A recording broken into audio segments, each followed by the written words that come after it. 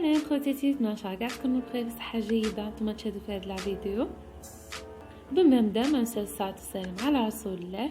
اليوم بغيت نشارك مع خواتاتي فطائر تركيه بزاف شابه وبزاف هشيشه خفيفه، يعني اكله صيفيه بالخفت في وجديها.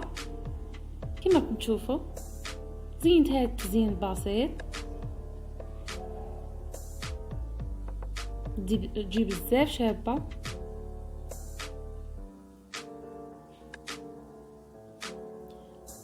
نبدا مع المقادير. عندنا هنايا 2 كيسان ونص فرينه وكاس حليب دافي ومغرف كبيره خميره فوريه ومغرف كبيره سكر ومغرف صغيره تاع ملح و3 مغارف تاع ماكله تاع زيت.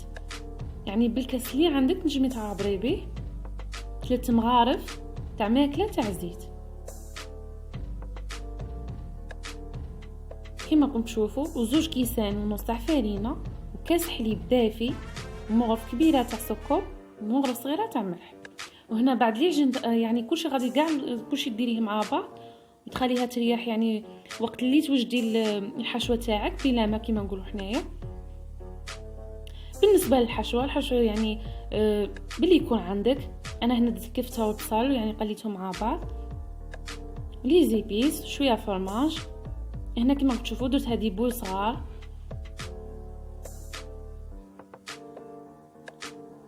غادي نحشيها بهذاك الفرماج. وبالنسبه للزيت، الزيت يعني غير باش كي نطيبها في المقله يعطي هذيك القرمشه. درتها كيما نعمروا لي سوشون. كيما تشوفوا هنا ندير في هذاك الزيت يعني غير بالنسبه للزيت غير باش يعطيك هذيك القرمشه من برا، يعني يجي شابه بزاف. نديرها على نار مهيله، نطيبيها في طاجين ولا في المقله اللي تكون عندك ما تلصقش تاع بغرير. يعني كنت تشوفوا انا هنا شويه حمرتهم، نبغيهم شويه حمرين.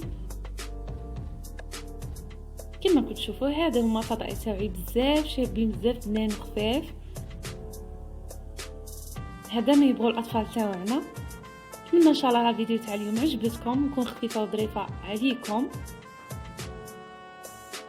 نخليكم مع الفيديو. سلام.